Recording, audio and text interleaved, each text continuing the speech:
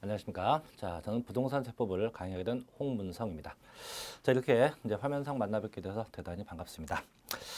일단 저희가 이 부동산 세법은요, 일단 부동산에 관련된 조세만 저희가 학습을 하게 됩니다. 그래서 이제 부동산과 관련 없는 여타 세금은 저희가 공부를 하지 않으니까 일단 항상 머릿속에 일단 부동산에 관련된 세금만 공부한다라고 보시면 되고, 그래서 또 저희 교재도 이제 부동산에 관련된 내용만 쭉 언급되어 있어요. 그럼 일단 이 부동산 세금을 하기 전에 저희가 교재 순서를 보면 첫째가 이제 지방세 개론이에요. 그래서 총론 파트인데 이 총론이 먼저 이제 공부를 해야 되고요. 그 다음에 총론 끝나면 지방세가 있어요. 지방세가 있고 그 다음에 국세가 있고 이렇게 크게 세 파트로 나눠서 공부해요. 그럼 이때 이 총론이 뭐 하는 거냐? 이 총론은 이 지방세하고 국세를 공부하기 전에 이 세금에 관한 이 기본적인 사항들을 공부하는 게 여기 총론 파트예요. 그 다음에 지방세는 뭐냐? 지방세는 이제 세금은 크게 두 가지예요. 이제 일선 지방, 뭐 시청이나 혹은 뭐 도청에서 걷는 이런 세금이 이게 지방세고요. 국세는 일선 세무서에서 걷는 게 이게 국세입니다. 그럼 저희가 배울 이제 지방세가 크게 세 가지인데요. 첫째는 취득세입니다. 취득세. 그 다음에 둘째가 이제 등록 면허세입니다. 등록 면허세가 있고, 그다음 마지막 세 번째 재산세가 있어요. 이렇게 해서 크게 세 가지 세금을 배우게 되고, 그다음에 이제 세무서가 걷는 이제 국세가 있는데 국세는 두 가지가 있어요. 첫째는 많이 듣던 겁니다. 종합부동산세. 그다음 또 있는 게 양도소득세입니다. 양도소득세. 결국 이렇게 이제 크게 다섯 가지를 공부하게 돼요. 그럼 다시 나누면 그 밑에 취득세하고 등록면허세 두 개가 있고 재산세하고 종합부동산세, 양도소득세인데 그럼 결국은 이 부동산 세금은 늘상 3단계로 이게 구분돼요. 첫째는 그럼 취득세하고 이 등록면허세 이 두 개는 저희가 이렇게 불러요. 부동산의 취득에 관련된 조세이다 이렇게 명칭하고 두 번째 재산세하고 종합부동산세 이 두 개는 부동산 보유와 관련된 조세이다라고 하고 세 번째 양도소득세 이건 부동산 양도와 관련된 조세이다 이렇게 불러요. 그럼 결국은 부동산 세금 늘상 3단계로 구분돼요. 첫째는 취득 단계 세금, 두 번째 보유 단계 세금, 세 번째 양도 단계 세금으로 각각 구분되어 있다고 해요. 그럼 저희 시험에서 가장 많이 언급되는 건 뭐냐? 언급되는 건 일단 취득세가 제일 많아요. 그다음에 양도소득세가 많고요. 저희 세법이 이제 출제 문제가 16문제인데 보통 16문제 중에서 이 총론 파트가 한 2문제 정도 나요. 2문제. 그다음에 취득세가 한 4문제 정도 납니다. 보통 등록세는 보통 1문제, 재산세가 약 2문제 정도, 종합부동산세가 1문제, 양도소득세가 4문제에서 5문제. 그래서 합이 16문제로 이제 편제가 돼서 출제가 되고 있어요.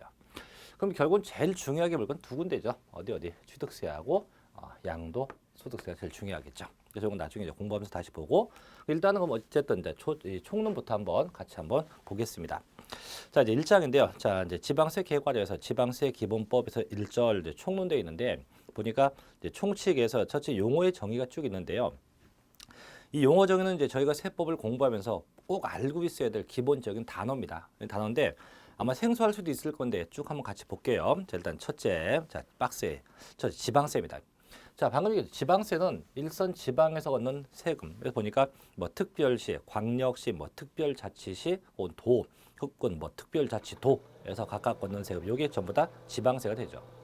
자 두 번째 과세표준인데 요건 좀 짚고 넘어갈게요. 저희가 세금하면 가장 힘들게 생각하는 게 뭐냐면 세금의 계산 방법이에요. 계산 방법. 계산인데 항상 계산은 모든 세금이 다 똑같아요. 항상 이 과세 표준이 나오면 곱하기 세율로 이렇게 해서 그 세액을 구합니다. 이게 산출 세액이 이렇게 나와요. 그럼 결국은 이 과세 표준이라고 하는 요 놈은 세금을 계산하고자 할 때 반드시 존재하는 기준이야, 기준. 예를 보면 이제 저희가 과세 표준이라고 불러요. 근데 이게 두 가지 패턴이 있어요. 이게 일정한 가액에 의해서 정해지느냐, 일정한 수량 등에 의해서 정해지느냐. 그래서 이게 일정한 가액에 의해서 정해지면 예를 보고 이렇게 불러요. 종가세라고 칭합니다. 대신 일정한 수량 등은 종량세라고도 불러요. 그래서 항상 두 가지로 구분돼. 그래서 모든 세금은 다 똑같아요. 과세 표준 곱하기 세율로 계산해요. 그럼 이제 다시 그럼 세율도 두 가지로 구분돼요. 왜? 과세 표준이 두 가지였기 때문에 당연히 곱하기 세율도 두 가지예요. 근데 일정한 가액에 대해서 과세한다면 곱하기 퍼센트가 나옵니다. 곱하기 퍼센트. 대신 종량세일 땐 곱하기 몇 원 이렇게 불러요. 그래서 항상 금액일 땐 퍼센트를 곱하고 금액이 아닌 건 몇 원을 곱하게 됩니다. 그래서 보니까 지방세법에 따라서 직접적으로 세액산출의 기초가 되는 과세 물건의 수량이나 면적, 가액을 말한다. 그래서 이게 가액이면 종가세라고 하는 거고 수량이나 면적은 종량세라고 지칭합니다. 그다음에 이제 세 번째 표준세율 되어 있는데 이 세율이에요, 이거 세율. 그래서 지방세를 부과할 때 적용할 세율 퍼센트를 의미하죠. 보니까 자 지방자치단체가 지방세를 부과할 경우 통상 적용해야 할 세율입니다. 그래서 법이 정한 거죠. 네 번째 뭐 신고선이 뭐 다섯 번째 수정신고서 이런 거 됐고요. 그다음 법정신고기한인데 이 법정신고기한은 뭐냐면 세금은요 내는 방법이 크게 두 가지가 있어요. 뭐냐면 자 아까 취득세라든가 이렇게 동그라미 칠게요. 그다음에 등록면허세, 그다음에 양도소득세 요 세 개인데 요 세 세금은 내는 방법이 내가 직접 계산해서 직접 내요. 그럼 내가 직접 계산해서 내는 방법을 보고 제가 신고 납부한다고 합니다. 뭐라고요? 신고 납부. 그럼 두 개 반대. 그럼 재산세하고 종합부동산세 이 두 개는 반대인데 이 두 개는 내가 신고하는 게 아니고 얘는 거꾸로 국가가 나에게 고지서를 보내는 겁니다. 그래서 이걸 보고 제가 보통징수 한다고 해요. 그럼 제가 직접 내는 게 무슨 납부고 신고 납부고 그게 아니면 다 뭐다 보통징수한다 이렇게 좀 구분하면 되겠고 그래서 이제 신고하게 되면 언제까지 신고할래 이게 있을 거 아니에요. 근데 그게 없이 그냥 너 하고 싶은데 해. 이러면 누가 세금 내겠습니까? 그래서 항상 정해진 신고 기한 언제까지 신고하시오라는 그런 조건이 붙게 된다 이거죠. 그래서 법정 신고 기한은 신고서를 내는 기간, 신고할 기간이고요. 자, 그다음에 신고 납부 밑에 나오죠, 그죠? 납세무자가 그 납부할 지방세에 과세표준세액을 신고하고 직접 내는 것, 내가 직접 신고하고 납부하는 것, 이걸 보고 제가 신고 납부라고 부릅니다. 그다음에 특별징수인데 요건 옆에 쓸게요. 같은 말로 원천징수입니다. 아마 원천징수가 뭔지 알죠? 제가 월급을 타면 세금을 떼고 나오죠. 그 떼고 나오는 게 원천징수고 이걸 지방세에서 제가 특별징수라고 용어를 씁니다. 그다음에 지자체 징수금은 뭐 가산금과 체납처분비가 돼 있고 그 밑에 이제 가산금이 뭐냐 이건데 자 가산금도 볼게요. 자 제가 조금 아까 세금을 걷는 방법이 이 취득세하고 등록면허세, 양도소득세 요 세 세금은 아까 뭔데 신고한다고 했죠. 신고 납부한다 했고 대신에 이 재산세하고 종합부동산세 이건 둘 다 뭐예요? 고지서를 받는다 해서 고지서. 그럼 이게 이따 나올 건데 저희가 세금 내는 방법은 크게 두 가지예요. 그럼 내가 직접 낸다, 신고 납부입니다. 그 다음에 고지서 받는 걸 보고 뭐라 합니까? 보통징수라고 해요. 보통징수. 이렇게 명칭을 합니다. 하는데 보통징수는 이제 같은 말로 이렇게도 불러요. 정부, 부가가세. 이렇게 명칭하기도 해요. 그럼 어쨌든 그러면 세금은 강제성을 띈 거예요. 그러면 신고 납부도 언제까지 하세요라고 돼 있어요. 법에. 또 고지서를 받으면 언제까지 내시오. 뭐 제가 세금 고지서도 한 번씩 받아봤죠. 그럼 거기 보면 다 써 있어요. 언제까지 세금을 납부하라고. 그죠? 자, 근데 그거 이행을 안 해요. 신고 납부를 저희가 불이행해요. 불이행은 두 가지예요. 신고 납부를 하지 않는 경우도 있지만 이걸 허위 신고. 세금을 덜 내고자 허위 신고예요. 그래서 둘째 허위 신고하는 경우도 있고 두 번째 고지서 받았어요. 근데 안 내요. 안 내. 그래서 납부하지 않았어요. 이렇게 되면 정부는 그에 대해서 일정한 제재를 가합니다. 제재를. 근데 뭘 가하냐? 자, 신고 납부가 불이행되면 정부는 이런 걸 붙여요. 뭘 붙이냐면 가산세라고 하는 걸 붙이고요. 고지서 받아서 안 내면 이때는 가산금이라는 걸 붙여요. 어찌 보면 둘 다 뭐 성격상은 이제 벌금의 성격이라고 하는데 물론 뭐 쉽게 그렇게 표현할 수도 있겠지만은 결국은 안 된 거에 대한 제재를 가한다 이거죠. 근데 분명한 차이는 있어요. 그래서 신고 납부가 안 되면 뭐가 붙고 가산세, 고지서 받아서 내면 가산금이 붙어요. 그래서 요건 일단 이렇게 좀 구분하시고 어떻게 보는지 이따 다시 할게요. 그래서 이런 게 일단 존재한다라고 보고 자, 그래서 가산금 나와 있죠. 그래서 지방세를 납부 기한까지 납부하지 않는 때 이 법, 지방세 관계법에 의해서 고지세액에 가산해서 징수한 금액을 말합니다. 그다음에 이제 밑에 체납처분비라고 돼 있죠. 요건 뭐냐면 이제 세금을 계속 안 내요. 안 내면 정부가 압류를 하겠죠. 그죠? 압류해서 나중에 끝끝내 안 내면 정부가 이걸 공매 처분해요. 정부가 처분한다고요. 그럼 그때 정부가 쓴 돈, 압류부터 공매 처분할 때까지 쓴 돈을 보고 제가 체납처분비라고 지칭합니다. 그다음 공과금 같은 건데 공과금 뭔지 잘 다 아실 거예요. 그래서 뭐 이런 것도 뭐 읽어보시면 되겠네요. 그래서 이게 조세의 정의고요. 자 이제 그 다음 페이지 두 번째입니다. 2번. 자 이제 지방세의 세목인데 이제 지방세 종류 세금의 종류인데 일단 첫째 보통세와 목적세라고 되어 있는데 이건 뭔 얘기냐면 정부가 세금을 걷어가요. 걷어가면 이걸 어떤 특정 목적에 쓰기 위해서 걷는 것도 있고요. 아니면 그냥 일반 경비에 사용하기 위해서 걷는 세금도 있어요. 그 밑에 특정한 목적에 쓰겠다고 해서 걷는 세금이 이게 목적세라고 부르고 특정한 목적 없이 일반 경비에 쓰지 않은 게 이게 보통세입니다.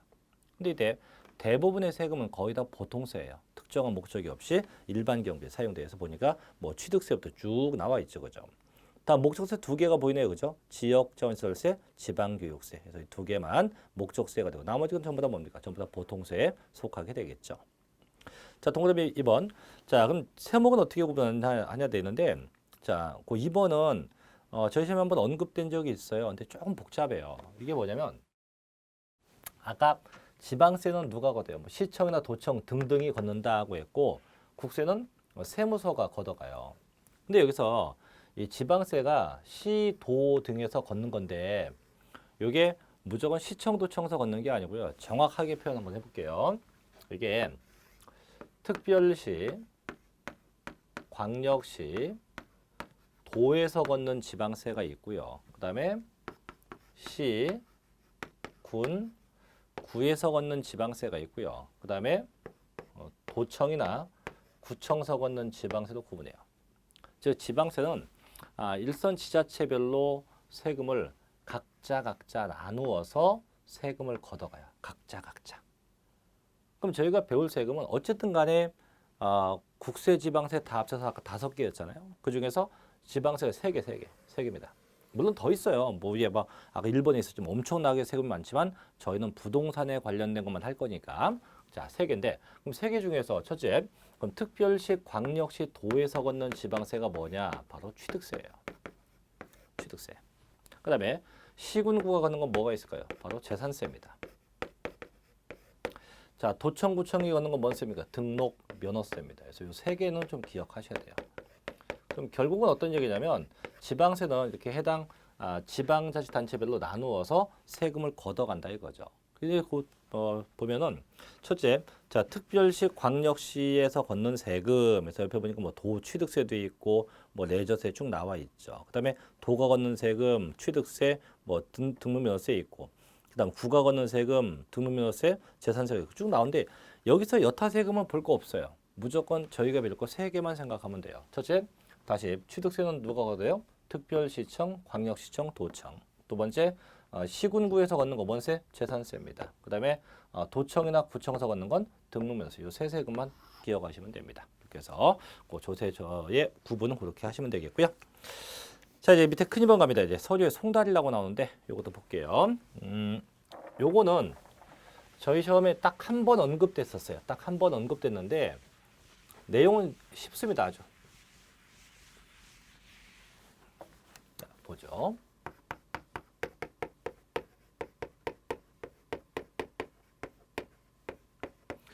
자, 이게 어떤 얘기냐면 제가 결론부터 얘기할게요. 자, 이제 세무관서입니다. 세무관서. 관서에서 자, 세금 낼 자를 보고 저희가 납세자라고 해요. 납세자. 여기 세금 낼 자입니다. 항상 이건 본인 생각, 나 자신, 나 본인이에요. 그럼 이 세무관서가 이 세금 납세할 자, 이 납세자에게 조세에 관련된 조세와 관련된 문서예요, 문서. 고지서는 아니에요. 그래서 문서를 보내는 겁니다. 조세에 관련된 문서를 관서가 납세자에게 보내는 방법. 이게 서류에 송달이라고 불러요. 보낸다, 이거 보낸다. 그러니까 어떻게 보내냐? 이제 보내는 방법이 있는데, 첫째는 이제 직접 줘요. 그래서 직접 공무원이 와서 주고 갑니다. 그게 교부송달이라고 불러요. 교부송달. 교부송달. 두 번째는 이제 우편으로 보내요. 두 번째가 우편 송달. 가장 많죠. 셋째가 인터넷입니다. 그래서 전자 송달 세 가지가 있어요. 그래서 공무원이 직접 주는 게 교부 송달, 보통 많이 쓰는 게 우편 송달, 그다음에 전자 송달 세 가지로 크게 구분해요. 근데 더 중요할 게 뭐냐면 이 교부 송달이나 우편 송달이 이게 불가능하다 이거지. 어떤 얘기냐면 자, 공무원이 납세를 만나러 왔어요. 저희 집에 왔는데 저를 못 만나요. 그럴 수 있어요. 제가 뭐 집에 없을 수도 있지만 딱 보고 나서 공무원 오네 도망가야지. 왜? 제가 보통 공무원이 온다는 얘기는 세금을 계속 체납하고 있다는 얘기예요. 그럼 공무원은 뭐하러 옵니까? 압류하러 오겠죠. 그죠? 어떻게 문 걸어 잠그고 도망가는 겁니다. 그럼 만나지 못할 거 아니에요. 그죠? 그럼 두 번째, 정부가 계속 우편 보내요. 우편도 뭐 압류 같은 거 하면 이게 이제 일반 우편이 아니고 등기로 계속 보내요. 근데 수신불명으로 계속 반송되어 옵니다. 그죠? 그럼 국가가 어떻게 할까요? 이거 만나지도 못하지, 우편도 반송되어 오지. 그럼 마지막은 정부가 최후의 방법을 씁니다. 그게 뭐냐면 이거죠. 공시송달이라고 해요. 공시송달. 공시송달. 그래서 공시가 뭐예요? 공시, 외부에 알린다 이거예요. 알린다. 그래서 알려서 세금을 문서를 보내는 방법을 쓰게 된다 이거죠. 보면 교재 1번 송달인데요. 원칙 이 법이나 혹은 지방세 관계법에서 규정하는 서류는 그 명의인에게 주소, 거소, 영업소, 사무소에서 전달해야 합니다. 그래서 넘겨 보시면 그 다음 페이지 가면 자 이제 3번에 보면 송달 방법이 나올 거예요. 송달 방법 볼게요. 자 원칙 교부, 우편, 전자 송달로 한다. 해서 동그라미 2번 자 교부 송달 봐요. 기억번 자 송달 장소에서 송달 받을 자에게 직접 서류를 건네주는 겁니다. 직접 건네주는 거고 다만 송달 받아야 할 자가 송달 받기를 거부하지 않으면 다른 장소에서 교부할 수도 있습니다. 어쨌든 직접 만나주는 게 이게 교부 송달이라고 합니다. 나머지 뭐 니은, 디귿, 니을번 됐고요. 자 이제 그 다음 페이지 3번이에요. 자 우편 송달인데 얘도 마찬가지. 얘는 지자체장은 일반 우편으로 보내는 게 일반적이에요. 그래서 뭐 가능하고 그래서 다음 걸 확인할 수 있게끔 작성해야 한다. 그래서 첫째 명칭, 그다음에 송달 받을 자 주소나 성명, 그다음에 송달 장소 이런 등등을 전부 다 기재해서 보내야 돼요. 자, 네 번째 이제 전자 송달인데 이건 뭡니까? 이거는 이제 니은보다 보니까 지방세 정보통신망에 의해서 전달되는 거예요. 그래서 인터넷을 통해서 받는 겁니다. 큰 의미는 없습니다. 자, 그다음에 네 번째 효력인데 언제 발생하냐? 도착한 때부터 발생해요. 그래서 1번 보니까 송달받을 자에게 도달한 때부터 그 효력이 발생하게 됩니다. 자, 이제 중요한 건 5번입니다. 자, 공시송달인데 자, 볼게요. 자, 송달받을 자가 다음 중 어느 하나에 해당이 되면 그 내용을 공고한 날부터 14일 지나면 송달된 것으로 보게 됩니다. 그럼 대체 언제 공시송달하냐? 그래서 기억번 자, 주소나 영업소가 국외에 있대요. 누가? 이 납세자가. 둘째, 주소 영업소가 분명하지 않대요. 누가? 납세자가. 셋째, 송달받을 사람이 없는 것으로 확인돼서 계속 반송되어 온대요. 자, 또 하나. 자, 그래서 그렇게 되면 정부는 뭘 합니까? 공시 송달을 하게 된다고 합니다. 그래서 일단 이렇게 기본 세팅만 알아두시면 되겠네요. 자, 여기까지 이제 송달을 받고 이제 그다음 2절로 갈게요. 납세 의무로 갑니다. 납세 의무인데 이 납세 의무는 이제 시험에 엄청나게 자주 나요. 그래서 이제 1번 보니까 납세 의무의 성립식이라고 있고 그다음에 보니까 2번에 보니까 납세 의무의 확정이라고 있고 세 번째 납세 의무의 소멸 세 가지가 있는데 일단 얘기부터 할게요. 제가 납세 의무가 성립된다가 있고요. 그다음에 납세 의무가 확정된다가 있고 셋째 납세 의무가 소멸된다 이 세 가지가 있어요. 그럼 이제 성립한다는 얘기는 뭐냐면 이 조세가 발생하는 시점이에요. 그래서 조세가 어떤 조세가 이 조세가 발생하는 시점. 그래서 조세가 언제 발생하느냐 요걸 묻는 게 이게 성립이에요. 두 번째 확정은 이 발생된 세금이 대체 얼마냐? 또 어떤 방법에 의해서 세금을 내야 할 거냐? 이게 정해지는 게 이게 확정이에요. 세 번째 소멸. 요거는 이제 이 세금이 없어지는 거죠. 세금이 이제 다 끝나서 없어진다. 이렇게 되는 게 이게 소멸이라고 불러요. 그래서 이건 다 어떤 거 하나도 빼먹을 게 없어요. 그래서 성립은 발생하는 시점. 자, 금액이 얼마냐, 어떤 방법이냐, 그 다음에 없어진다 이건데, 그럼 저희가 이 중에서 하나 배운 게 있어요. 아까 이 중에 하나 배웠다고. 뭘 배웠을까요? 그렇죠. 요거 확정. 자, 일단 세금이 얼마인지 알려면 뭐 해야 됩니까? 계산해야지. 뭐 곱하기 뭐, 그죠? 과세 표준 곱하기 세율 해서 산출세. 이렇게 세금이 정해져요. 얼마인지 정해졌지. 그럼 어떻게 낼 거냐? 내는 방법. 아까 얘기했잖아. 내는 방법이 내가 직접 내는 것도 있고 또 어떻게 정부로부터 고지서 받아갖고 내는 방법 두 가지가 있다고 했죠. 그럼 이때 그럼 그거예요. 아까 내가 직접 내는 게 뭐였어요? 신고납부죠. 신고납부. 그래서 저희가 이제 이렇게 불러요. 신고할 때 그 금액이 확정된다라고 하는 게 있고 또 반대 고지서 받아요. 그럼 고지서는 누가 보내요? 정부가 나한테 보내는 거죠. 그래서 둘째는 이렇게 불러요. 정부가 결정할 때 그 금액이 확정된다고 합니다. 그럼 결국은 신고할 때 확정되는 건 아까 배웠잖아. 무슨 세? 기억 안 납니까? 세 가지. 취득세, 등록면허세, 양도소득세예요. 그럼 두 번째, 그 고지서 받는 거, 정부가 정해서 내는 거 두 개가 있었죠. 재산세, 종합부동산세입니다. 이렇게.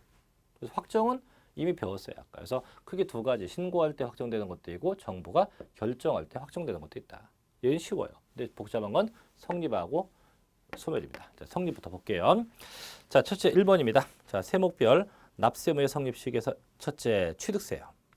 그럼 얘는 언제 성립하냐 보니까 과세 물건 취득할 때예요. 그래서 내가 부동산 등을 취득하면 그때 취득세가 발생이 돼요. 그럼 속된 말로 그럼 내가 부동산을 취득한 게 아무것도 없어요. 취득한 게 역사상 아무것도 없어요. 그럼 세금 낼 일이 있다 없다? 없겠죠. 그래서 취득했을 때만 있고요. 두 번째, 자, 등록면허세입니다. 이 두 가지가 있어요. 등록분이 있고 면허분이 있는데 저는 그 1번 등록에 대한 거, 등록분만 생각하면 됩니다. 그래서 땡땡 언제요? 재산권과 그 밖에 권리등을 볼 때 등기나 등록할 때 납세 의무가 성립하게 돼요. 그다음 세 번째 주민세인데 주민세도 첫째 보니까 균등분이 있고 재산분이 있고 뭐 종업원분이 있는데 저는 그 균등분하고 재산분을 좀 신경 써야 돼요. 보니까 언제예요? 과세기준 1이라고 되어 있는데 거기 날짜가 있어요. 이 주민세는 이리로 올게요.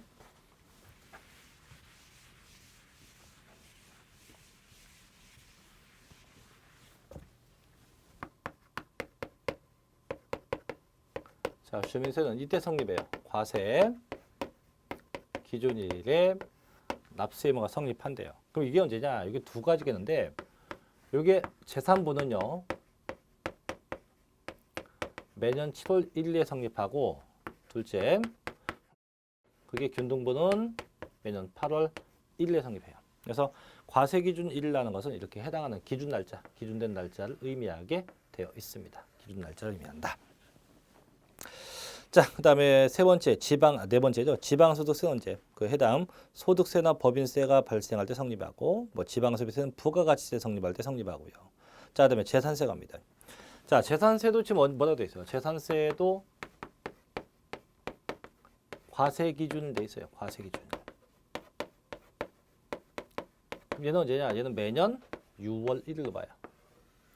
그럼 위에 주민세도 언제입니까? 과세기준일, 재산세도 똑같이 과세기준일인데 똑같은 과세기준일라 되어 있는데 그 날짜가 똑같지가 않아요. 조심해야 돼요. 그래서 이 날짜, 기준 날짜 구분해야 됩니다. 자, 그다음 밑에 지역자원시설세 얘도 과세기준일, 얘도 똑같이 6월 1일로 하면 됩니다. 그 다음에 지방교육세 얘는 언제? 그 해당 세목의 납세 의무가 성립할 때고. 자, 마지막에 가산세인데 얘는 언제예요? 가산할 지방세 납세 의무가 성립할 때지. 조심할 게 신고 납부를 이행하지 않았을 때가 아니에요. 그래서 가산할 조세가 성립할 때 함께 성립하게 되어 있습니다. 그렇게 성립이 되고. 자, 이제 그다음에 두 번째 이제 기타 성립인데 뭐 기타 성립은 얘는 뭐 한번 읽어보십시오. 큰 의미 없으니까 뭐 내용도 쉽고요. 자, 두 번째 이제 확정가입니다. 확정인데 아까 얘기했죠. 세금 내는 방법이 이제 신고 납부냐 아니면 고지징수냐인데 신고 납부는 언제? 신고할 때 확정돼요. 대신 정부가 고지하는 건데 정부가 결정할 때 확정되게 돼 있어요. 그래서 보면은 첫째 1번 납세의무자가 그 과세표현세액을 뭐 신고하는 지방세 언제 신고할 때 확정됩니다. 두 번째, 자 납세의무자가 신고 납부는 아니고 뭐예요? 지자체가 결정할 때죠. 언제? 그럼 이제는 결정할 때 그 세금이 확정된다고 합니다. 크게 항상 두 가지에서 신고할 때 확정이 되기도 하고 정부가 결정할 때 확정되기도 한다고 합니다. 자, 그다음에 두 번째 이제 특별징수하는 지방세인데 요거는 별도의 절차 없이 그냥 확정돼 자동 확정이 되게 됩니다. 이렇게 일단 구분하시면 되겠죠. 자, 이제 세 번째 가면 돼. 소유의 납세면 소멸인데 자, 소멸 볼게요. 이제 없어진다. 이 없어지는 케이스는 5가지예요. 첫째는 자 보죠. 소멸되는 경우인데 첫째 납부, 그다음에 충당, 그다음에 부과의 취소, 그다음에 제척 기간의 만료, 그다음에 소멸, 시효의 완성. 이 5개입니다. 5개가 그 세금이 없어지는 케이스예요. 5개가. 그래서 납부는 뭔지 알 거예요. 납부는 세금 내는 겁니다. 내면 없어지겠지, 그죠? 두 번째 충당이 뭐냐? 충당은 이런 거예요. 충당은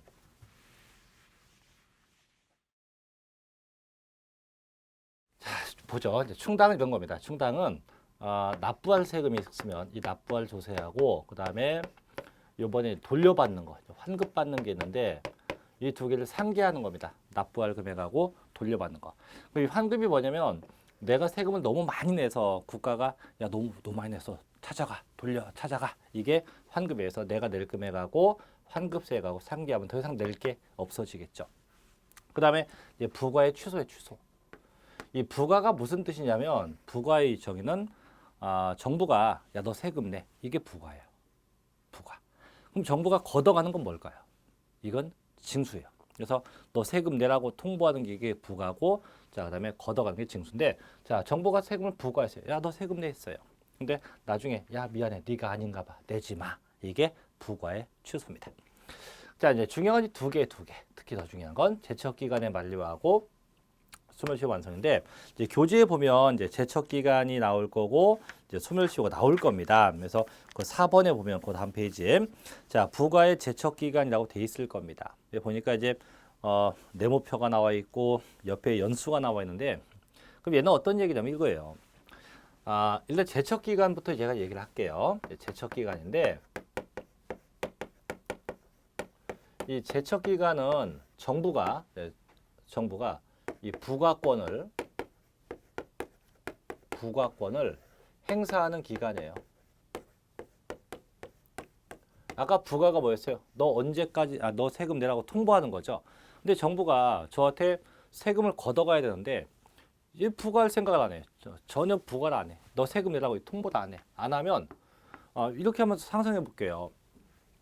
여러분 앞에 있는 제가 현재 나이가 몇 살쯤 돼 보입니까? 그죠? 제가 올해 나이가 믿거나 말거나 38세입니다. 자, 근데 저한테 국가가 이번에 어떤 세금을 부과해야 돼요. 정부가 저한테 세금을 분명히 부과해야 합니다.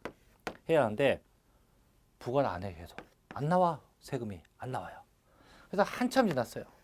그래서 내 나이 언제? 제 나이가 108세 때 이때 기어이 고지서가 왔어요. 이때 세금을 정부가 부과했어요. 어떻게? 어르신 그때 당시에 부과하는 걸 지금 부과합니다. 그러니까 세금 내시오. 이렇게 부과를 했다고 합시다. 그럼 제가 108세가 되면 솔직히 이 땅에 없을 수도 있겠지만 살아있다고 한들 글쎄 이때 게 기억날까요? 이거? 안 나겠죠. 또 살아있었는데 기억도 안 날 수 있어요. 아예 병석에 누워갖고 그냥 오늘 내일 할 수도 있잖아요. 그렇죠?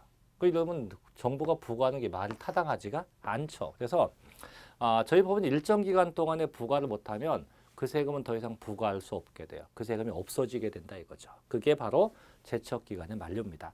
그럼 몇 년이냐? 이제 기간이 있는데 첫째 박스에 납세자가 사기나 기타 부정 행위로서 세금을 떼먹었대요. 이러면 정부는 10년 동안 부과할 수 있는 기간이 생기고 그 기간이 넘어가면 더 이상 세금을 부과할 수 없다는 겁니다. 두 번째, 납세자가 법정 신고 기간까지 신고를 안 했대요. 자, 무신고한 애 같으면 얘는 7년 동안 부과할 수 있고, 자, 세 번째, 다음에 따른 취득이에요. 취득. 첫째, 상속이나 증여받은 취득이에요. 두 번째, 부동산 실권리자 명의에 관한 등기에 관한 법률상 명의신탁 약정에 의한 경우이죠. 세 번째, 그냥 쉽게 과점주주가 된 경우입니다. 이 세 가지도 몇 년? 전부 다 10년 동안 부과할 수 있고 그 기간 넘어가면 더 이상 부과할 수 없다는 거죠. 자, 그 밖의 경우는 이제 기타는 5년입니다. 그래서 5년 동안 부과를 못하면 그 세금은 역시 마찬가지로 부과할 수 없다고 하게 됩니다. 그래서 이렇게 해서 쉽게 이렇게 보면 돼요. 사기쳤다 몇 년? 10년. 무신고다 몇 년? 7년.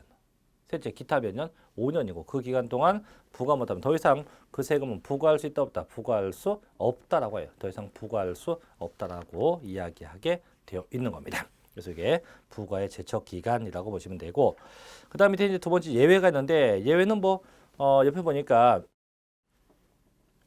이의 신청이나 심사 청구나 심판 청구, 그다음에 조세 조약에 부합되지 않는 경우, 그다음에 기타 경정 청구가 있는 경우인데, 요거는 써놨긴 했는데 저희 시험하고는 큰 관계는 없어요. 그래서 얘는 그냥 아예 읽어보지도 마시고 아예 안 보셔도 관계가 없습니다. 저희 저자께서 아마 이 부분도 써놓으신 것 같은데 이건 참고로만 보시고, 자, 그다음에 이제 하나 더 갈게요. 이제 소멸시 완성입니다. 요것도 있는데 책이 여기 안 써 있죠? 좀 볼게요.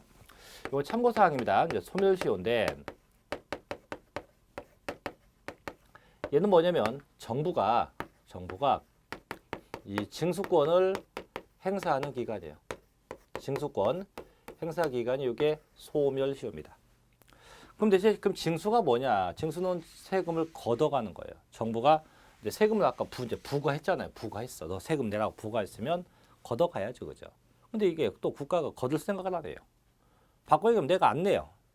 세금을 계속 안 내고 있는데도, 그럼 아까 그런 얘기 있잖아요. 신고 납부가 안 되건 고지서가 안 내건 안 내면 가산세가 붙건 가산급이 붙건 뭔가 붙어야 돼요. 근데 국가가 그런 걸 안 해요. 내가 안 내건 그냥 쳐다보고 있어요. 그게 일정 기간 지나가면 그 세금은 없어져요. 그래서 몇 년이냐? 얘는 5년. 그냥 5년이야. 5년 경과가 되면 그 세금은 자동으로 없어지게 됩니다. 근데 이 얘기 듣고 이거 하시는 분도 있어요. 야, 그래? 세금 안 내고 돼? 5년간 그럼 버티면 되겠네? 이렇게만 보면 안 돼요. 물론 그렇게 해서 버텨서 안 내는 분들도 있었겠지만은 저는 한 번도 못 봤어요, 아직. 그래서 이게 법이 그런 거니까 그게 또 나도 법을 한번 쫓아가 봐야지 해서 이행하려고 하지 마십시오. 이행 굳이 하지 않으셔도 됩니다. 그래서 여기까지가 성립확정, 소멸 정도까지 봤고요. 자, 이제 챕터 5번입니다. 2차 납세무인데, 이 납세무는 뭐냐면 이제 세금 낼 의무입니다. 의무인데, 제가 세금을 이제 누가 내냐? 항상 세법은 내가 낸다고 보면 된다. 나 자신이 낸다고 보시면 돼요. 이게 이제 납세 의무자인데, 그래서 이제 보면 청산인 등에 대한 2차 납세 의무가 있고, 그다음 2번 출자재에 대한 2차 납세 의무가 있고 이런 게 쭉 있는데, 결국은 이제 2차 납세 의무가 뭐냐면 그 얘기만 해줄게요. 얘도 썩 중요한 건 아니니까. 2차 납세 의무라는 거는, 자, 원래 세금을 다 내가 내야 돼요. 근데 제가 세금을 못 내요. 왜 못 내냐고요? 돈이 없어지니까 못 내지. 물론 돈 있어서 안 내는 경우도 있지만 보통은 돈이 없어서 못 내는 케이스가 많죠. 그럼 정부가 저하고 관계 있는 자에게 그 세금을 대신 물게 해요. 그게 2차 납세 의무입니다. 그럼 1번. 자, 청산인 등에 대한 2차 납세 의무인데 이건 뭐냐? 제가 바로 얘기할게요. 이거는 원래 회사가 어떤 특정 회사가 세금을 내야 돼요. 근데 이번에 회사가 문을 닫는데요. 회사가 문 닫는데 왜 문 닫을까요? 회사가 닫는 이유가 뭘까요? 회사가 잘 나가는데 문 닫을까요? 아니겠죠. 이 회사가 도산 직전이죠. 도산할 수도 있고요, 그렇죠? 자, 그럼 세금 못 낼 거 아니에요. 그럼 누가 대신 내냐? 밑에 보니까 청산인 혹은 재산을 분배받은 자가 대신 낸다고 되어 있습니다. 그래서 맨 밑에 보니까 납세문자 누구? 청산인 혹은 재산을 분배받거나 인도받은 자가 대신 내게 돼요. 자, 이제 두 번째입니다. 이제 출자자 2차 납세인데 얘도 마찬가지. 얘는 법인이야. 근데 아까 첫째는 이 청산인 등에 대한 거는 회사가 망한 거고, 두 번째는 회사가 현재 살아 있어요. 회사가 현재 운영되고 있는데 세금을 못 내고 있네. 그럼 누가 낼까요? 그죠? 그 회사에서 주식을 제일 많이 가진 애가 대신 내야 돼요.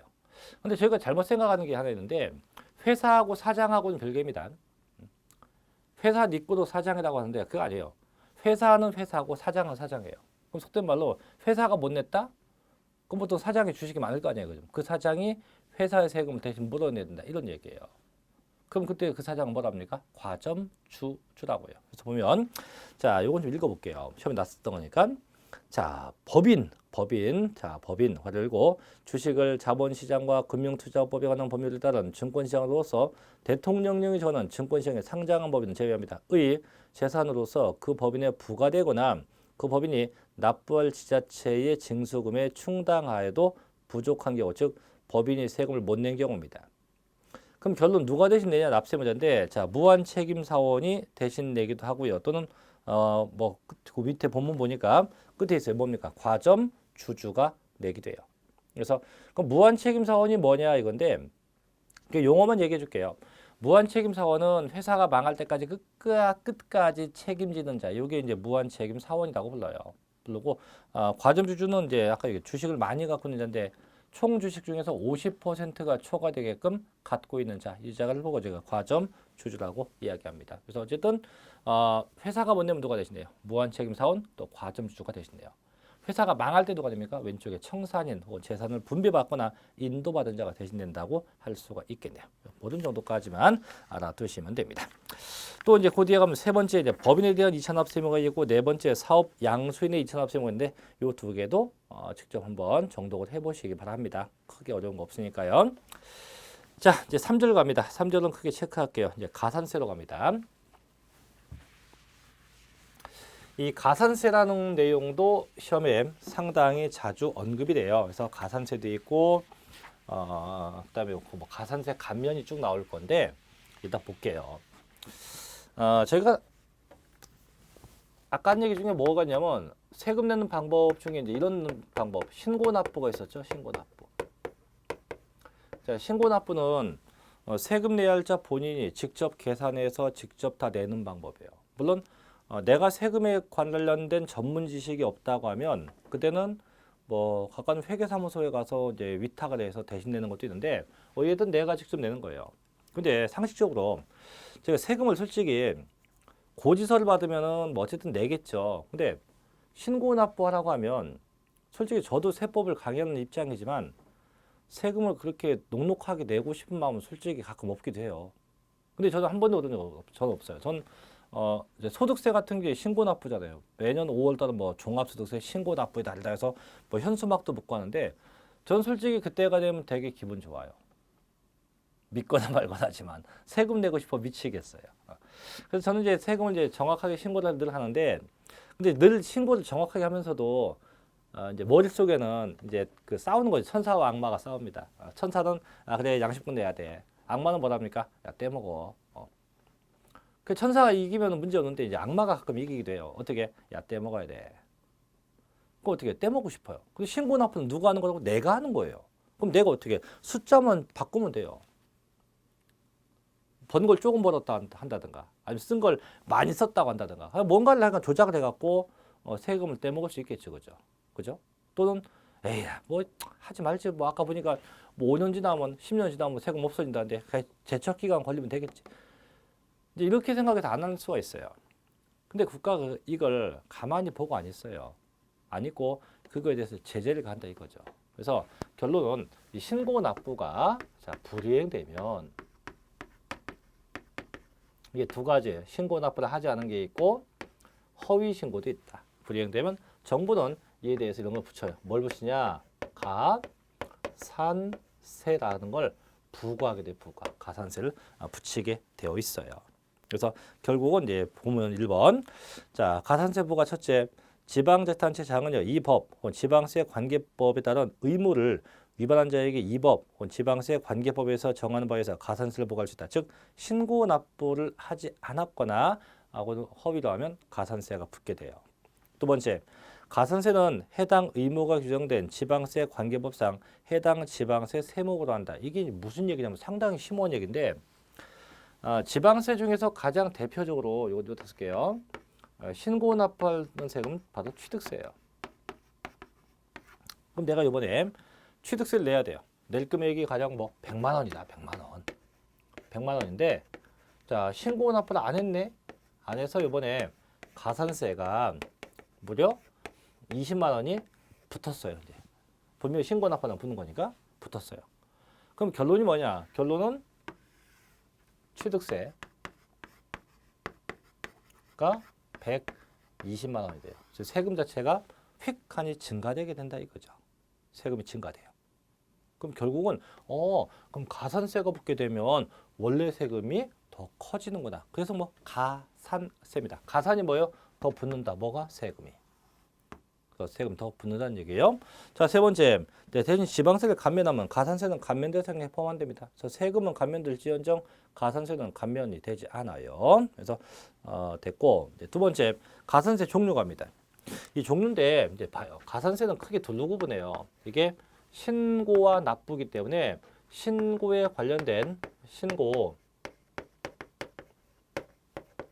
불성실 가산세가 있고요. 또 하나 납부와 관련된 납부 불성실 가산세 이렇게 둘로 구분하게 돼요. 구분. 그럼 이제 다시 이 신고에 대한 건 또 다시 둘로 구분합니다. 뭐 저희 책에 잘 써 있지만 봐서 쓸게요. 첫째 무신고입니다. 무신고. 둘째는 과소신고예요. 그럼 무신고는 뭔지 알죠? 세금 신고를 아예 안 해버린 겁니다. 아예 안 했다. 무신고고. 과소신고는 뭐예요? 하긴 했죠. 어떻게 적게 금액을 줄여서 허위 신고한 겁니다. 그럼 이때 가산세부터 얼마나 붙냐? 이제 다시 무신고가 2개가 붙고 과소가 2개가 붙어요. 그럼 이때 무신고가 첫째 그게 부당하게 무신고되었다. 그러면 이때 40%예요. 그럼 부당하다는 건 뭐냐면 이중계약서, 뭐 허위계약서 등등을 작성해서 세금을 아예 신고를 하는 겁니다. 이게 부당무신고예요. 그럼 두 번째, 부당의 일반 무신고다. 일반 무신고는 정상계약 상태에서 신고를 안 한 겁니다. 이때는 20%를 붙이게 돼요. 두 번째, 과소입니다. 과소는 내가 낼 금액보다 더 적게 신고한 거예요. 이것도 마찬가지. 첫째, 그게 부당과소였다. 이것도 마찬가지 40%예요. 대신 얘가 일반 과소였다. 일반 과소면 이때는 10%가 붙게 돼요. 그럼 가만히 보니까 항상 부당하다 하면 다 얼마? 전부 다 40이 일단 붙게 되는 게 일반적이에요. 근데 만약에 이 부당과소가 이 과소분이 부당과소도 있고 and 일반 과소가 있으면 일반 과소 10%도 합쳐요. 이렇게 합쳐서 부과하는 경우도 있습니다. 있는데 보통 그냥 부당은 그냥 편하게 40이라고 생각하시면 돼요. 일단 납부 불성실이다. 얘는 무조건 하루 0.03, 1을 0.03%씩 붙어요. 하루 0.03%씩 붙게 돼요. 그래서 이건 일수마다 붙게 됩니다. 그래서 저희 책에 보면 이제 가산세 내용이 이제 쭉 써 있어요. 2번 종류해 갖고 첫째 무신고 가산세, 둘째 과소신고 가산세, 셋째 납부 불성실 가산세 쭉 써 있는데 그 써 있는 것도 다 읽어 보시면 되겠지만 저는 요것만 보세요. 이렇게. 그래서 항상 무신고냐, 뭐 과소냐, 일반이냐, 부당이냐 이런 정도만 알아두시면 됩니다. 그래서 책에 써 있는 거 뭐 참고사항으로 읽어보시고 핵심은 이렇게 핵심적인 내용이니까 이 정도 내용만 좀 구분하시고요. 자 이제 세 번째로 갑니다. 자 그다음 페이지 세 번째 가산세 감면인데 이 가산세 감면이 뭐냐면 가산세도 깎아주기도 해요. 가산세를 정부가 깎아주기도 합니다. 그래서 보면 이제 1번 가산세 감면 사유가 나오죠. 자, 지방자치단체의 장은 이 법 혹은 지방세 관계법에 따라서 가산세를 부과할 경우 부과 원인이 되는 사유가 제26조 1항의 기한의 연장 사유에 해당하거나 납세자가 해당 의무를 이행하지 아니한 정당한 사유가 있을 때는 가산세를 부과하지 않는다라고 되는데 그럼 결국은 보니까 밑에 이제 2번 감면금액이라고 나옵니다. 그래서 가산세가 얼마나 어떻게 감면되느냐 이걸 따지는 건데 그래서 이게 두 가지가 있어요. 그래서 이제 1번은 그 동그라미 1번인데 그 제목이 있으면 참 좋은데 제목을 굳이 적으면 1번은 수정신고입니다. 수정신고. 그 동그라미 1번은 뭔 신고요? 굳이 붙이면 수정신고입니다. 수정신고. 자, 동그라미 2번도 있어요. 밑에. 2번은 기한후 신고예요. 기한후 신고. 기한후 신고입니다. 그럼 수정신고는 뭐고 이제 기한후 신고는 뭐냐 이건데 자, 둘 다 이제 신고 납부를 하는 거죠. 내가 직접 세금 내는 거. 계속 가산세액이니까. 자, 수정신고는 이거예요. 내가 세금을 신고 납부를 했어요. 했는데 정확하게 한 게 아니고 세금을 좀 떼먹었어요. 즉 내가 1,000만 원 내야 되는데 700만 원만 신고를 한 거예요. 300만 원만큼을 과소신고죠. 과소신고. 그럼 나중에 걸렸어요. 걸리면 자 과소신고 가산세가 붙어. 그게 고의성이 있으면 과소신고된 금액의 40%를 내야 돼요. 그럼 내가 1000만 원인데 700 신고는 300을 과소했다. 그럼 300 과소신고된 것만큼에 대해서 40%. 그럼 120만 원의 가산세가 붙어요. 붙어서 정부가 저한테 세금을 추징을 합니다. 야, 너 왜 300 안 냈어? 더 내야지. 해갖고 가산세가 붙어서 세금을 추징하게 된다는 얘기예요. 자, 근데 일단은 세금 저희가 이제 사고 칠 때는요. 뭐 쓸데없는 얘기지만 사고 칠 때는 앞뒤 안 가려요, 그죠? 일단 사고 치고 보는 거지. 치고 나서 나중에 후회를 한들, 에? 그죠? 그래서 일단 어쨌든 뭐 나중에 걸리든 말든 모르겠다. 일단 세금 떼먹자. 그래서 300을 허위 신고를 한 거예요. 그래서 신고하고 집에 왔어요. 왔는데 집에 오니까 너무 막 가슴이 아픈 거예요. 너무. 왜 세금을 떼먹었다는 죄책감? 또 이건 아닌 것 같은데. 또 걸리면 가산세가 허위 신고된 금액의 40%인데 120만 원인데 이거 걸리면 죽는데 이 생각하니까 너무너무 피곤해요. 그래서 아예 그 다음날 해가 뜨자마자 다음날 다시 이제 해당 세무관서를 찾아가서 내가 어제 신고했는데 300만 원만큼 과소신고했다. 나 이거 양심상 지금 다시 낼게. 낼 테니까 선처해달라. 이거예요. 이게 수정신고입니다. 그럼 국가가 볼 때는 얘가 그래도 와서 양심을 좀 지켰어요. 그죠? 그럼 얘한테 어떻게 해요? 그죠? 가산세를 좀 깎아주겠다 그거죠. 이게 수정신고입니다. 그래서 수정신고 뭐 얼마나 깎아주냐 이제 기간이 있어요. 첫째는 6개월 내에 이내에 신고되면 50%가 감면되고요. 6개월 경과 1년 이내에 신고되면 20%가 감면되고 셋째 2년 이내 신고하면 10%가 각각 감면되게 돼요. 이게 수정신고입니다. 자, 두 번째 기한후 신고인데 그럼 얘는 뭐 하는 거냐? 요거는요 거꾸로 신고를 안 한 거예요. 아까 위에 건 신고했죠. 근데 얘는 신고를 아예 안 한 거예요. 나 모르겠다. 걸리면 걸리지 뭐. 이러고 신고를 안 했어요. 안 하고 집에 와서 곰곰이 생각해 보니까 또 가슴이 너무 아픈 거예요. 왜 괜히 안 하는 것 같아. 그래서 안 되겠다. 걸리기 전에 하자. 그래서 역시 그 다음날 찾아가서 신고를 합니다. 그럼 이것도 이제 국가가 볼 때 뭐예요? 얘가 착해 보일 거 아니에요. 그래서 좋다. 너도 그러면 1개월 내에 신고를 하면 가산세 50% 감면시켜줄게. 대신 1개월 경과 6개월 이내에 하면 넌 10%나 10이 아니고요. 20%를 감면시켜줄게 이런 얘기입니다. 그래서 둘 다 수정신고가 됐건 기한후 신고가 됐건 둘 다 공통점은 가산세가 감면이 되게 된다고 하는 겁니다. 자, 그런 정도까지 정리해 봤고요. 이제 4절 갑니다. 이제 이의 신청과 심사 청구와 심판 청구인데 요것도 간단하게 얘기해 드릴게요. 오늘요. 만약에 오늘 집에 가만히 있는데 세무관서로부터 문서를 하나 받았어요. 등기를 하나 받았어요. 등기. 등기는 이제 우체부 아저씨가 사인 받아가죠. 받아가서 이제 이거 뭐지 하고 뜯어봤어요. 뜯어봤더니 갑자기 세금대라는 세금 폭탄 고지서가 날라온 거예요. 그게 뭐냐 봤더니 3년 전에 내가 안 낸 세금이 있대요. 그래서 그걸 이번에 200도 아니고 2천도 아니고 2억을 내라고 통보가 온 거예요. 근데 아무리 봐도 내가 이 세금 낼 일이 없어요. 없는데 내라고 통보가 왔어요. 그럼 여러분 같으면 어떻게 하렵니까? 쫓아가요? 쫓아가겠죠. 쫓아가서 담당 공무원 멱살을 붙잡고 싸우겠죠. 그죠? 근데 절대 어떠한 경우도 폭력은 정당화될 수가 없어요. 요즘 세상이 폭력이 난무한 세상이긴 하지만 그래도 폭력은 안 돼요. 폭력은 절대 안 됩니다. 그래서 이걸 합법적으로 내가 이걸 왜 내야 되냐? 난 못 내겠다라고 요걸 불복하는 게 요게 이의 신청, 심사 청구, 심판 청구 이렇게 되는 거예요. 그럼 가장 기본은 이의 신청이에요. 이의 신청. 나 이거 못 내겠다. 라고 불복을 제기합니다. 이게 이의 신청이에요. 그 다음에 또 있어요. 그게 심사 청구입니다. 또는 심판 청구입니다. 그럼 저희가 대책은 어떻게 하는 거냐 이건데 알려줄게요. 그냥. 자, 세금 낼자가 통보 받았어요. 자, 이의 신청을 하면 돼. 이의 신청. 나 이거 못 내겠다. 아니면 곧바로 심사 청구도 돼요. 심사 청구. 아니면 곧바로 심판 청구할 수 있어요. 그래서 내가 불복을 제기할 수 있습니다.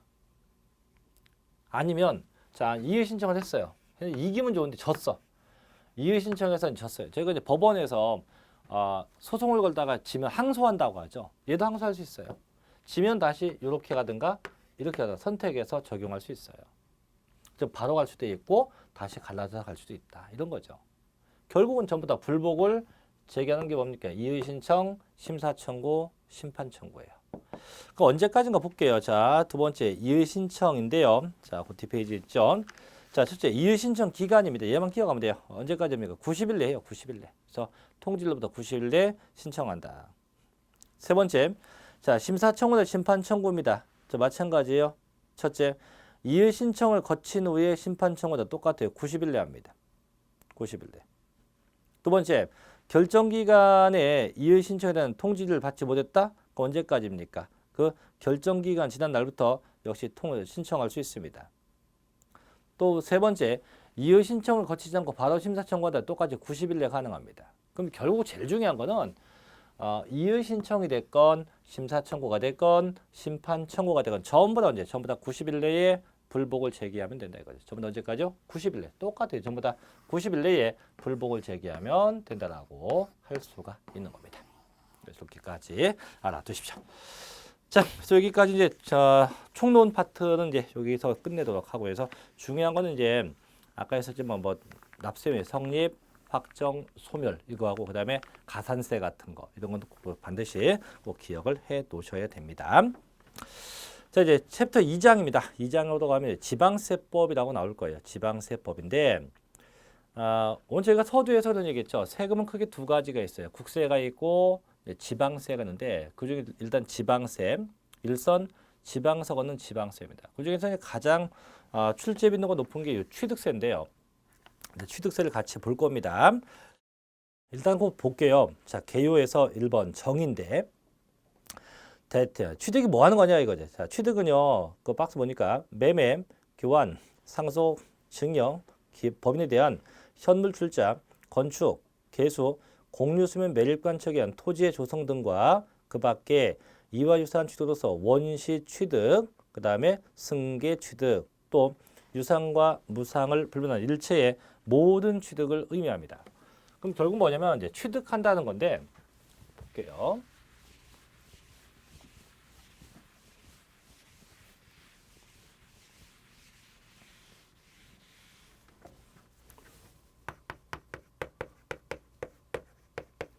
자, 취득세는 결국은 이제 부동산 등이 취득되었을 때 내는 세금, 요게 취득세예요. 취득되었을 때 내는 세금. 그럼 대체 취득이 뭐 하는 거냐? 취득은 이거예요. 소유권 갖는 게, 이 소유권을 갖는 게 취득이에요. 소유권을 갖는 게 이 자체가 취득이에요. 즉 소유한다, 내 거든 내 거죠. 그럼 대체 소유는 어떻게 그럼 소유권을 가져야 됩니까? 이거예요. 소유권 갖는 방법은 없어요. 일체의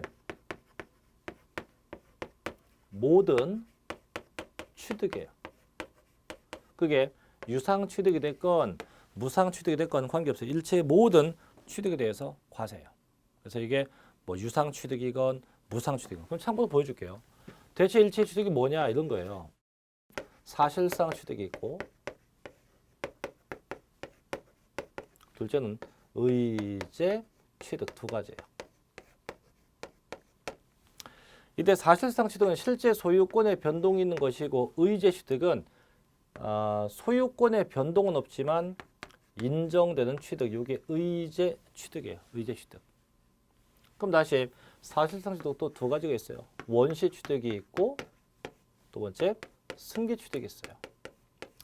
이때 원시 취득은 상대방이 없이 나 홀로 취득한 겁니다. 자, 승계 취득은 특정 상대방이 존재하는 거예요. 다시 승계 두 가지가 있어요. 대가가 있는 유상 승계 취득, 대가가 없는 무상 승계 취득 둘로 구분돼요. 이게 다요. 그래서 상대방이 없는 원시 취득, 상대방이 있는 승계 취득, 돈 주고 산 유상 취득, 돈 없는 무상 취득. 의제 취득에서 일체 모든 취득에 대해서 전부 다 과세가 성립되게 돼요. 자, 두 번째 부동산인데 부동산은 이제 토지와 건축물을 의미합니다. 또 세 번째, 자 중과 기준세율인데 무조건 2%예요. 이 용어는 취득세에서만 나옵니다. 그래서 중과 기준세율은 무조건 취득세에만 있어요. 몇 퍼센트입니까? 2%. 무조건 2%를 적용하게 돼요. 자, 네 번째 연부인데 연부라는 거는 제가 이제 할부하고 좀 유사한 개념이에요. 할부는 그 대금을 매월 주는 거지만 연부는 그 대금을 매년 주는 거예요. 매년 1년에 한 번씩 주는 게 이게 연부입니다. 그래서 최소한 그 기간이 2년 이상이고 1년에 한 번씩 1년에 조금씩 주는 게 이게 연부 계약이라고 이야기합니다. 그래서 여기 정의고요. 자, 두 번째 납세무자가 갑니다. 그럼 대체 누가 취득세를 내야 할 거냐 이건데 당연히 그 부동산을 뭐 한자 취득한 자가 내는 게 원칙이에요. 누가 내요? 취득한 자가 내는 게 원칙입니다. 이렇게 볼게요. 1번. 자, 첫째 취득세 부과 대상인데 일단 무엇에 대해서 세금을 부과하냐 이건데 거기 다요. 거기 써 있는 게 부동산, 차, 기계장비, 선박, 항공기, 임목, 광업권, 어업권, 골프회원권, 승마회원권, 콘도회원권, 뭐 요트회원권. 그래서 거기 써 있는 것들만 취득세를 부과해요. 그럼 거기 써 있지 않은 것은 절대 취득세를 부과할 수가 없어요. 거기 써 있는 것들만 부과가 됩니다. 두 번째 이제 부동산 등 취득이죠. 첫째, 관계법령에 따른 등기 등록을 하지 아니한 경우라도 사실상 취득하면 각각 취득한 것으로 보고 해당 취득 물건의 소유자하고는 그 양수인을 각각의 납세자로 한대요. 이게 뭐냐면 저희가 세법을 쭉 공부하다 보면 항상 나오는 단어가 있어요. 등기에 관계없다. 허가에 관계없다. 항상 등기나 허가에 관계없다. 이 단어가 늘 나와요. 이게 뭐냐면 사실주의. 그럼 저희 민법은요. 등기해야만 소유권을 갖는다고 배웠고 또 저희 민법은 등기해야만 삼자에게 대항한다고 합니다. 근데 세법은요. 등기, 등록, 허가에 전혀 관계없어요. 관계없이 무조건 사실주의. 사실상 취득했다는 사실만 입증되면 세금을 내게 된다는 거죠. 그래서 항상 사실주의에 의해서 부과합니다. 자, 우선 기업번 관계법령에 따른 등기 등록을 이행하지 아니한 경우라도 사실상 취득하면 각각 취득한 것으로 보고 해당 취득 물건의 소유자는 그 양수는 각각의 취득자로 합니다. 두 번째, 자 차나 기계장비, 항공기, 주문받아 건전 선박은요 승계 취득일 때 과세. 아까 제가 취득이 원시 취득이 있고 승계 취득이 있다 했죠. 그럼 쉽게 원시 취득은 뭐 하는 거냐면 나 홀로 취득해요. 나 홀로. 그럼 내 홀로 취득은 뭐예요? 만드는 거예요. 만드는 거. 만들어지는 거. 그럼 건물을 내가 뭐 신축했다. 이게 원시 취득이에요. 그럼 내가 건물을 돈 주고 샀다. 샀다는 얘기는 상대방이 있다는 얘기예요. 그게 뭐예요? 그게 승계 취득이에요. 그럼 결국은 자동차나 기계장비, 항공기는 원시 취득일 때 세금 안 내요. 그럼 내가 이번에 자 배를 하나 만들었어요. 이건 세금 안 내요. 근데 이걸 내가 배를 누군가한테 돈 주고 샀다. 이땐 세금을 내게 됩니다. 그래서 승계 취득 시만 과세하게 되고 자, 세 번째입니다. 건축물 중 조작 설비나 그 부대 설비에 속하는 부분도 있는데 3번은 이거예요. 3번은 결론부터 얘기하면 이거죠. 소유자하고 가설자하고 다르면 그 소유자에게 세금을 부과시켜요. 그럼 얘를 뭐라고 하냐 이렇게 불러요. 주체구주부 취득자. 주체구주부의 취득자라고 불러요. 주체구주부 취득자라고 이렇게 명칭해요. 그래서 보면 자, 그 주체구주부와 하나가 되어 건축물로서 효용 가치를 이루고 있는 것에 대해서는 주체구주부 취득자 이외자, 즉 세입자가 가설한 경우에도 누가 주체구주부 취득자가 함께 취득한 걸로 봅니다. 결국 누가 소유자가 취득한 걸로 본대요. 자, 네 번째입니다. 자, 선박과 차와 기계 장비의 종류를 변경했대요. 변경은 이제 고친 거죠. 그때 누가 냅니까? 그 증가된 경우는 그 변경 시점의 소유자가 내요. 그래서 변경 시점 소유자가 세금을 냅니다. 언제? 그 금액이 증가되었을 때입니다. 자, 5번 과점주주의 주식이나 지분을 취득해서 과점주주가 되었다. 그럼 과점주주가 세금을 내요. 과점주주가 세금을 내야 됩니다. 언제? 과점주주가 되면. 그래서 보면 자, 그 과점주주가 해당 법인의 부동산 등을 취득한 걸로 보게 됩니다.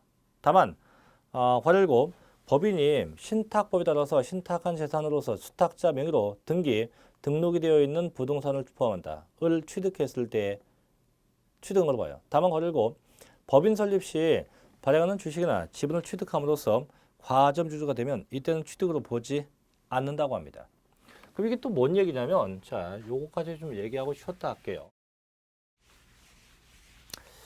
과점주주인데요. 과점주주인데 일단 과점주주는 요건이 있어요. 요건. 첫째, 주식의 지분율이요. 50%가 초과가 돼야 되고 내가 갖고 있는 주식 지분이 and 그 회사의 지배권도 있어요. 지배권. 회사의 지배권도 가져야 돼요. 누가? 내가. 두 번째, 항상 비상장 회사만 돼요. 비상장 법인만 해당합니다. 셋째, 법인 설립 시는